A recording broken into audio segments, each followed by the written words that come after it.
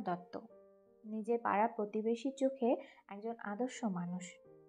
তার চেহারায় এক এক রকমের গাম্ভীর্য আছে, আর কথাও বলেন খুবই সংযত ভঙ্গিতে। তার এলাকায় কেউ তাকে নাম ধরে ডাকে না, সবাই তাকে সসম্মানে ডাকে তন্ময় বাবু বলে। নিজের গ্রামের হাই স্কুলে শিক্ষকতা করেন তিনি। শিক্ষকের চাকরি, তাই যথেষ্ট সম্মান পান তিনি। প্রতিদিন ভোরবেলা বিছানা ছেড়ে উঠতে শাড়ি ঢাকা পা ফেলতে ফেলতে স্ত্রী মধুমিতা ব্যস্ত হয়ে পড়ে। চা টিফিন তৈরি, শাশুড়ির ওষুধ দেওয়া, ছেলেকে স্কুলে পাঠানোর কাজে। সব কাজ যে একা হাতেই সামলাতে হয় তাকে। তন্ময় সে সময়টা চায়ের কাপ হাতে সংবাদপত্র নিয়ে বসে থাকে। মাঝে মাঝে স্ত্রীর দিকে তাকিয়ে শুধু মনে মনে ভাবে, এত শান্ত, এত সাধাসিধে মেয়ে, অথচ আমার মনটা কেন যেন ওকে নিয়ে অস্থির থাকে। তার স্ত্রী মধুমিতা দেখতে বিশেষ সুন্দরী নয়, তবে সে ভীষণ স্নেহময়ী ও খুবই দায়িত্ববান। এত কিছুর পরেও তন্ময়ের মনে মাঝে মাঝে এক অচেনা শূন্যতা কাজ করে, যেন কিছু একটা তার জীবনে অনুপস্থিত রয়েছে। কয়েক মাস আগের কথা, ফেসবুক ঘাঁটতে ঘাঁটতে তন্ময় হঠাৎ খুঁজে পেল একটি পুরনো কিন্তু বেশ পরিচিত নাম, কাঞ্চনা সেন। প্রোফাইলের ছবিটা দেখে তন্ময়ের হৃদয়টা একটা মোচড় দিয়ে উঠল। আরে, এ তো কলেজের জীবনে সেই কাঞ্চনা, যাকে একসময় ভীষণ পছন্দ করত সে। কিন্তু বাড়ির চাপে, পারিবারিক অমতের কারণে সে বিয়ে করে ফেলেছিল অন্য কাউকে। তারপর মুখ বুজে ঢুকে গিয়েছিল সাংসারিক জীবনে। আজ ফেসবুকের কল্যাণে 10 বছর পর আবার সেই কাঞ্চনার নাম, ছবি, হাসি সব ফিরে এলো তার চোখের সামনে।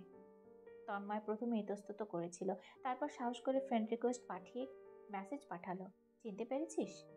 একটু পরে অপর প্রান্ত থেকে উত্তর এলো, হ্যাঁ, তুই তন্ময়। কতদিন পর, কেমন আছিস? সে মুহূর্তেই তন্ময়ের হৃদয়টা আবার নেচে উঠেছিল। এটা যেন হঠাৎ একঘেয়ে জীবনে আবার পুরনো বসন্তের হাওয়া এসে ছুঁয়ে যাওয়া। এরপর দিন যত গড়ালো তাদের আলাপ তত ঘনিষ্ঠ হলো। প্রথমে কেবল অতীতের গল্প হতো, কলেজের বারান্দা, ক্যান্টিনের চা, বন্ধু বান্ধবদের দুষ্টুমি ইত্যাদি। তারপর ধীরে ধীরে মন খোলা কথা শুরু হলো। কাঞ্চনা বলল তার দাম্পত্য জীবন সুখের নয়, তার স্বামী সদা ব্যস্ত, তার প্রতি উদাসীন, কোনো সন্তানও নেই তাদের। বড় চাকরি ও মোটা বেতন থাকলেও জীবনটা আজ ভীষণ একাকিত্বে ঘেরা। তন্ময়ও বলল নিজের মনের কথা, সংসার আছে, স্ত্রী আছে, ছেলে আছে, তবু কেমন জানি শূন্য শূন্য লাগে জীবনটা। একদিন কাঞ্চনা লিখলো, আমার মনে হয় যখনই তোর সঙ্গে কথা বলি তখন যেন আমি আবার বেঁচে উঠি। এই মেসেজ পড়েই তন্ময়ের হৃদয়ের মধ্যে এক অদ্ভুত আলোড়ন সৃষ্টি হলো, যেন দীর্ঘদিনের শুকনো খটখটে মাঠে হঠাৎ বৃষ্টি এসে ভিজিয়ে দিল।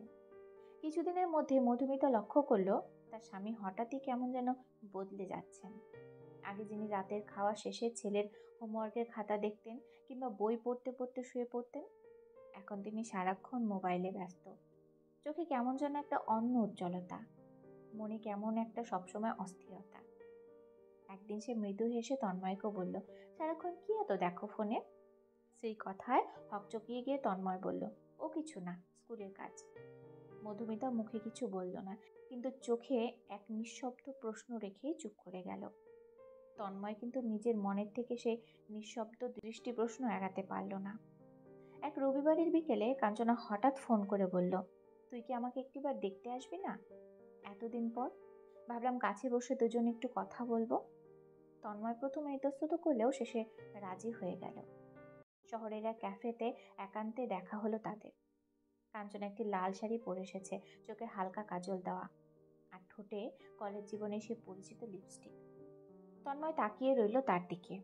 তার মনে হলো 10 বছর আগে সেই মেয়েটি আজ আবার তার সামনে দাঁড়িয়ে। দুজনেই চুপ করে বসে রইল কিছুক্ষণ। তারপর কাঞ্চনায় মৃদুস্বরে বলল, তুই একটুও বদলাসনি। এই কথা শুনে তন্ময়ের বুকের মধ্যে ঝড় উঠল। সন্ধ্যায় ঘরে ফিরে এলো সে। মধুমিতা রান্নাঘরে ব্যস্ত, ছেলেটা পড়ছে। তন্ময় তাদের দিকে তাকালো, আর হঠাৎই বুকের মধ্যে কেমন একটা অপরাধবোধ জেগে উঠল। সেই রাতেই মধুমিতা বিছানায় পাশে বসে ধীরে ধীরে বলল, শোনো, আমি কিছুই জানতে চাই না। সংসার সবসময় প্রেমে বাঁধা থাকে না, আমি জানি। তাই তোমার মন যদি অন্য কোথাও গিয়ে আনন্দ চায়, আমি তোমাকে আটকাবো না। শুধু মনে রেখো, এই সংসারে আমাদের ছেলেও আছে, সে যেন কোনোদিন তার বাবাকে না হারায়। স্ত্রীর কথায় তন্ময়ের হৃদয়টা মুচড়ে ওঠে, চোখ দুটো ভিজে গেল। পরের রবিবার কাঞ্চনা আবার ডাকলো তাকে। তন্ময় জামা গায়ে তৈরি হলো তার কাছে যাবে বলে। ঠিক সেই সময় ছেলে এসে বলল, বাবা আজকে বের হয়েও না, আমার অঙ্কটা একটু বুঝিয়ে দাও। ছেলের কথায় তন্ময়ের মনটা কেঁপে উঠল। সে অনুভব করলো আজ যদি সে বেরিয়ে যায় তবে আর কোনোদিনও তার এই সংসারে ফেরা হবে না। দরজার কাছে দাঁড়িয়ে অনেকক্ষণ দ্বিধার পর মোবাইলটা হাতে নিয়ে কাঞ্চনাকে মেসেজ লিখলো সে। ক্ষমা করিস আমায়, আমি পারলাম না। আমি শুধু এক সাদাসিধে সংসারে মানুষ, একজন বাবা। সেই রাতে প্রচণ্ড বৃষ্টি শুরু হলো। মধুমিতা নিঃশব্দে বিছানায় এসে স্বামীর পাশে বসে তার হাত ধরে রইল। মুখে কোনো কথা নেই, কেবল স্বামীকে নীরব সমর্থন। তন্ময় ধীরে ধীরে মাথা নামিয়ে রাখল স্ত্রীর কোলে। বাইরে তখন বৃষ্টি থেমে আসছে, ভোরের আলো ফুটছে। তন্ময়ও ততক্ষণে বুঝে উঠেছে পরকীয়া কোনো প্রেম নয়, তা কেবল এক অস্থিরতার নেশা। সংসার হয়তো নিখুঁত নয়, কিন্তু এই সংসারের বন্ধনই মানুষের সত্যিকারের আশ্রয়।